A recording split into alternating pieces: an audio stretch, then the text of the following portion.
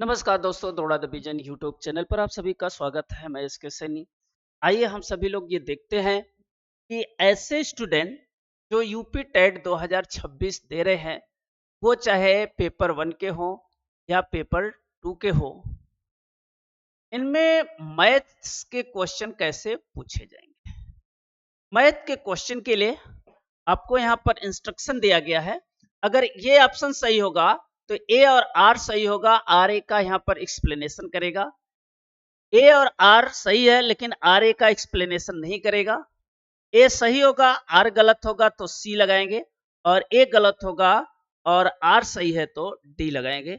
यानी essential reasoning के question हम लोग देखेंगे।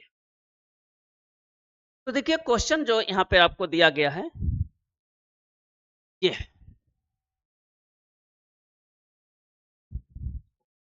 ए वाला कह रहा है one is the neither prime नार कंपोजिट। एक न तो अभाज्य संख्या है न तो संयोज्य संख्या है, नाइदर प्राइम नॉट कंपोजिट। देखो प्राइम का मतलब यह है ऐसे नंबर होते हैं जो या तो सेल्फ डिवाइड होते हैं या वन से डिवाइड होते हैं। कंपोजिट नंबर वो नंबर होते हैं कि यह सेल्फ और वन को except any number is divided. Any number divided कह रहा है कंपोजिट नंबर वो संख्या होती है जो सेल्फ और एक को छोड़कर, जो सेल्फ और एक को छोड़कर किसी भी संख्या से डिवाइड हो जाती है। और अभाज्य संख्या वो संख्या होती है जो सेल्फ या एक से डिवाइड। तो एक देखिए, एक न तो प्राइम अभाज्य है न तो कंपोजिट है, क्योंकि जो प्राइम नंबर आता है वो 2 से स्टार्ट होता है। 2 है, 3 है, 5 है, 7 है। कंपोजिट नंबर जो स्टार्ट होता है 4 है, 6 है, 8 है, 9 है एंड सो ऑन। तो न यहां एक आया न यहां एक आया, इसका मतलब ये बात सही है। दूसरा कह रहा है अभाज्य संख्या के ठीक 2 गुणनखंड होते हैं। ये भी बात फैक्ट है। कोई भी प्राइम नंबर ले लो, कोई भी प्राइम ले लो, जैसे 2 लिया 1 इंटू 2, 2 फैक्टर हो गए। अगर 3 लिया 1 इंटू 3, कहेंगे 3 इंटू 1 होगा। जब यही संख्या रिपीट होती है तो इसकी काउंटिंग नहीं करते हैं। देखो 5 है, 1 इंटू 5, 7 है, 1 इंटू 7। देख रहे हैं इसके 2 फैक्टर हो रहे हैं, गुणनखंड हो रहे हैं। तो ए भी सही है, ए और आर सही है, और आर ए की व्याख्या करते हैं। ऐसा प्रश्न जो है आपको ए सही निकलेगा। ए वाला ऑप्शन सही करें। आर ए दोनों सही है, आर ए की व्याख्या भी करता है। हम लोग इस टाइप के क्वेश्चन जो है कंसेप्ट बेस देखेंगे। क्वेश्चन नंबर 3 देखिए।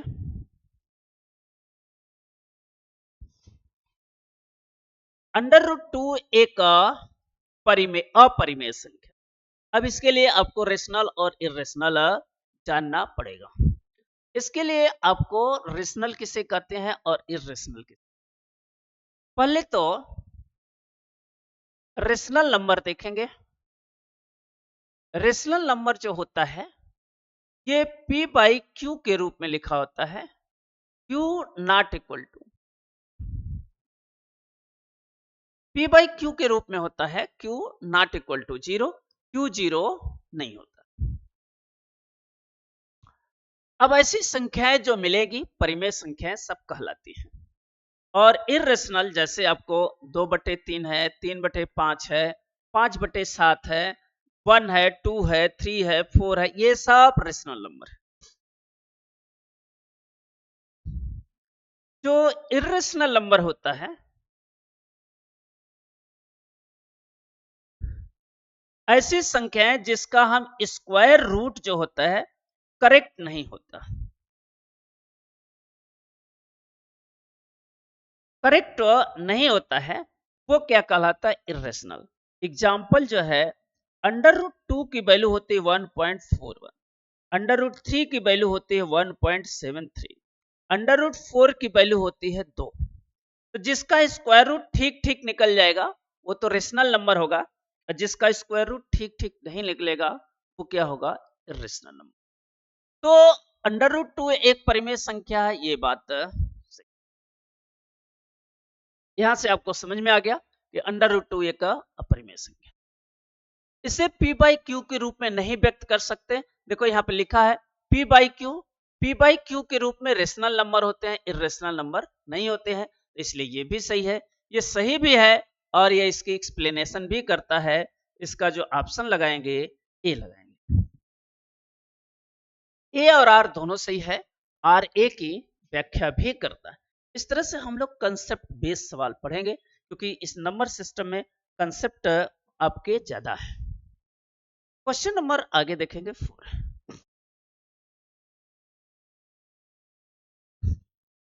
यहां पे देखें,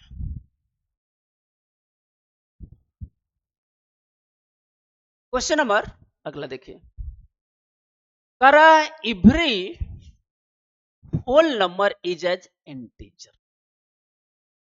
सही है। देखो होल नंबर क्या होते हैं? 0 होते हैं, 1 होते हैं, 2 होते हैं, 3 होते हैं, 4 होते हैं, 5 होते हैं, एंड इंटीजर क्या होता है? माइनस इनफाइनाइट होता है, ऐसे आएगा -3, -2, -1, 0, +1, +2 एंड सो ऑन। तो यहां पे देखो 0 से लेके +1, +2 ये भी होल नंबर ऐसा आ रहा है, ठीक है। तो प्रत्येक पूर्ण संख्या ये सही है।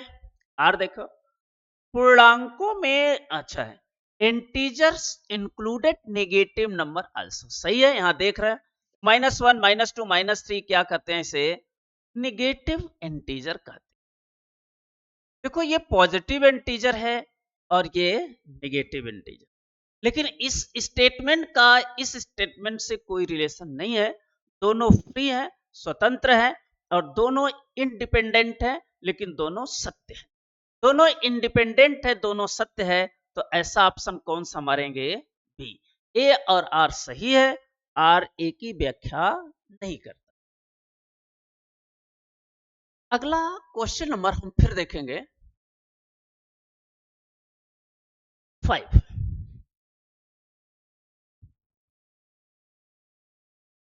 क्वेश्चन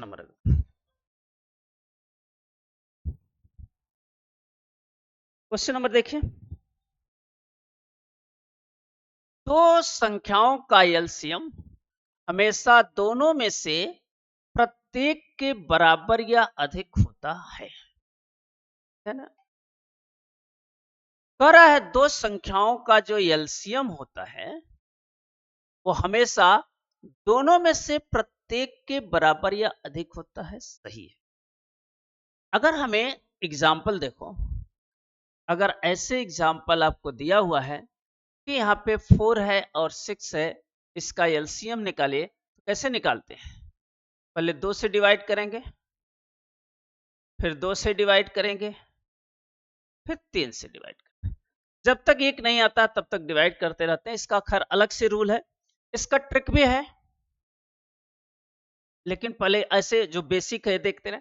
इन सबका गुणा कर दो, 2 दूनी 4, 12 आया।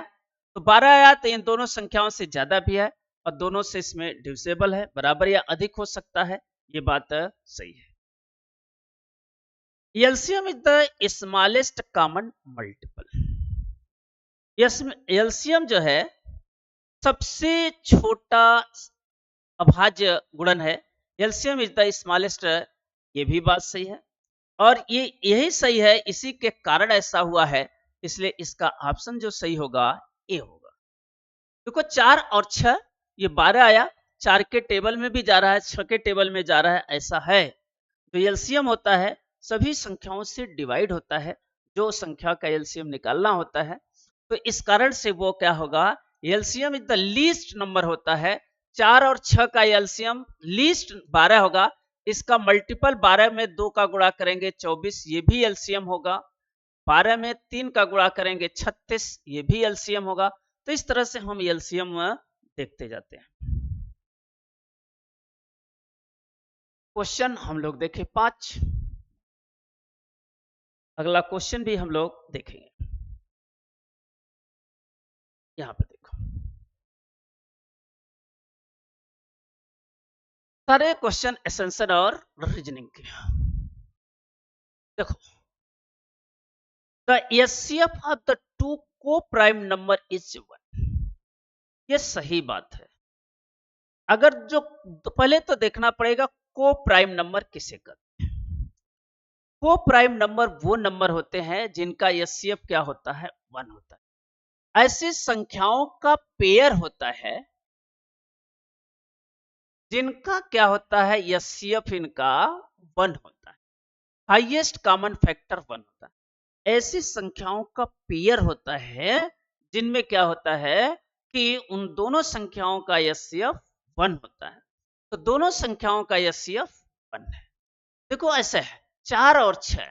देखो इसका एचसीएफ 1 नहीं होगा, इसका एचसीएफ कितना आएगा, 2 आएगा। इसलिए ये संख्या को प्राइम नहीं है, नॉट को प्राइम। तो समझ गए कि को प्राइम का मतलब क्या होता है। को प्राइम का मतलब होता है कि संख्याओं का जोड़ा होगा और उसका एचसीएफ जब निकालने चलेंगे तो 1 आएगा। तो जब एचसीएफ 1 आया तो वो को प्राइम नंबर है, ए सही है। अगला कह रहा है को prime number has no common factor except 1। ये भी बात सही है। जो को प्राइम नंबर होता है वो जो है कोई कॉमन फैक्टर नहीं होता। एक यानी इसी बात को देखो, इसमें कॉमन क्या है, एक ही है। इसमें कॉमन क्या है, इसमें क्या है, 2 है। तो ये भी सही है, ये भी सही है, उसका एक्सप्लेनेशन भी कर रहा है। इसलिए इसका ऑप्शन कौन सही होगा, ए ऑप्शन सही होगा। तो हम लोग जो ये क्वेश्चन देख रहे हैं वो कैसे क्वेश्चन देख रहे हैं कि एसेंशियल और रीजनिंग के क्वेश्चन है। इससे आपको कंसेप्ट खुलेगा और कंसेप्ट जहां पे आपका खुल गया तो आप समझ जाओ कि एग्जाम क्रैक कर जाओगे। क्वेश्चन नंबर जरा 7 भी देखते हैं। क्वेश्चन नंबर हम लोग 7 भी देखते हैं। कह रहा है कि all natural number are whole number. सभी प्राकृतिक संख्याएं पूर्ण संख्याएं होती हैं। देखो 1 है, 2 है। जो नेचुरल नंबर है जरा इसको देखते हैं, होल नंबर भी देखते हैं। नेचुरल नंबर जो होता है ये क्या होता है, 1 2 3 4 5 एंड सो ऑन इनफिनिट। और जो होल नंबर होता है वो 0 1 2 3 4 5 एंड सो ऑन। तो हमें ये देखने को मिला कि देखो यहां से अगर 0 है हटा दिया जाए तो ये होल नंबर, ये नेचुरल नंबर ही है। ये बात सभी प्राकृतिक संख्याएं पूर्ण संख्याएं होती हैं। यहां से इसको हटाया जाए तो इधर से क्या है, ये नेचुरल नंबर है। तो जितने भी होल नंबर होंगे सारे नेचुरल नंबर होंगे। Whole number included 0 also. देखो यहाँ पे होल नंबर में 0 इंक्लूडेड है, ये भी सही है। लेकिन जो है 0 नंबर के कारण नेचुरल में देखो 0 है ही नहीं। तो ये दोनों संख्याएं ये एक दूसरे के एक्सप्लेनेशन नहीं करेंगी। ये जो है अलग ट्रू है और ये अलग सत्य है। तो ऐसे सवाल का हम ऑप्शन क्या लगाएंगे, बी लगाएंगे। ऐसे सवाल का आंसर हम लोग क्या लगाएंगे, बी लगाएंगे। अब आगे देखो,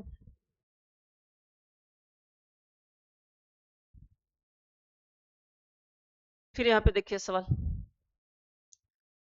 0 is neither positive nor negative. सही बात है। अगर हम इंटीजर देखते हैं तो माइनस इनफाइनाइट से -3 -2 -1 0 +1 +2 +3 +4, तो ये पॉजिटिव इंटीजर है, ये नेगेटिव इंटीजर है। 0 no positive no negative, no negative. तो ये बात सही है। 0 lies between positive and negative integer. Positive ये है, नेगेटिव इंटीजर है, उसके बीच में 0 लाई करता है, ये भी सही है। और इसके कारण भी ऐसा होता है, इसलिए इसका कौन सा ऑप्शन सही होगा, ए ऑप्शन सही होगा, क्योंकि इधर निगेटिव है, इधर पॉजिटिव है, बीच में 0 है, तो यहां भी सही है। तो दोनों ऑप्शन सही है, उसका एक्सप्लेनेशन भी कर रहा है। तो क्वेश्चन नंबर 8 जो है आपको इस तरह से जवाब मिला। क्वेश्चन नंबर 9 देखिए, कह रहा है the square of negative number is positive. सही बात है। अगर -2 का स्क्वायर करेंगे तो कितना हो जाएगा? ठीक है, 4 हो जाएगा। -3 का स्क्वायर करेंगे तो 9 हो जाएगा। -4 का स्क्वायर करेंगे तो 16 हो जाएगा।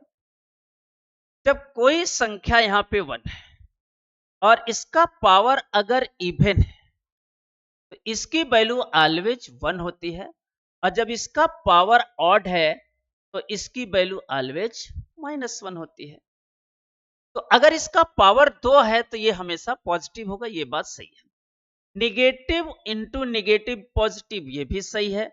अगर -3 है और -2 है तो क्या होगा? +6 हो जाएगा। -4 है इंटू -4 है तो क्या हो जाएगा? +16 हो जाएगा। -3 है और -5 है, +15 हो जाएगा। ये बात सही है।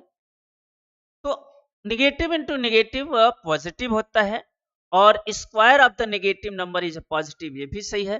दोनों सही है और उसका एक्सप्लेनेशन भी कर रहे हैं, इसलिए इसका ऑप्शन जो सही होगा वो ए ऑप्शन सही होगा। क्वेश्चन नंबर अगला देखते हैं, क्वेश्चन नंबर 10।